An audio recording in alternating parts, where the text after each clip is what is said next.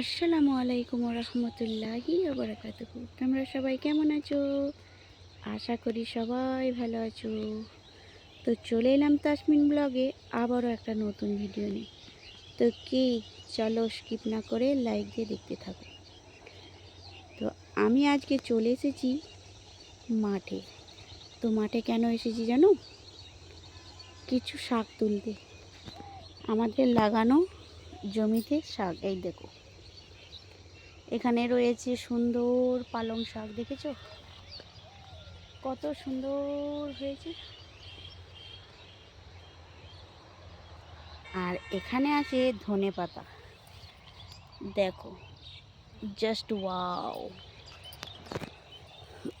একবার দেখো খালি, একদম লক করছে কচি। এই দেখো আমি তুলে ফেলেছি অনেকগুলো ধনেপাতা, প্রায় 1 কেজি।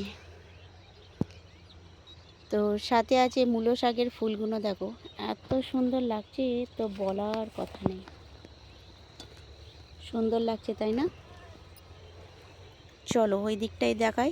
এখানটা আছে ধনেপাতা, প্রথমে আছে বাঁধাকপি কাটছে, তারপর মূলো শাক, ধনেপাতা, পালং শাক, এখানে আছে পেঁয়াজ পাতা প্রায় শেষ, অবশিষ্ট এতটুকুনি আছে। এখানে আছে সুন্দর ফুলকপি, দেখো মাশাআল্লাহ কত সুন্দর লাগছে, দেখেছো? মোটামুটি অনেকই তুলে খাওয়া হয়েছে, একে ওকে দেওয়াও হয়েছে। সুন্দর তাই না? এরকম নিজে হাতে তোলার আনন্দটাই আলাদা। দেখো তোমরা কারা কারা এরকম নিজে হাতে তুলতে পছন্দ করো অবশ্যই জানিও।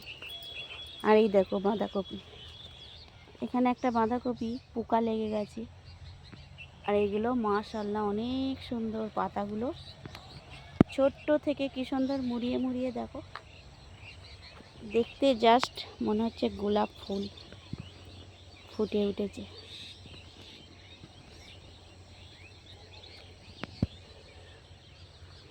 তো এই হলো আমাদের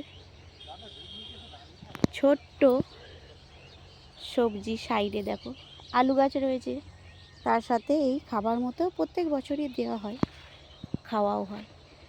তো ভিডিওটা কেমন লাগলো অবশ্যই জানাতে ভুলো না। আজকের মতো ভিডিওটা আমি এখানেই শেষ করলাম।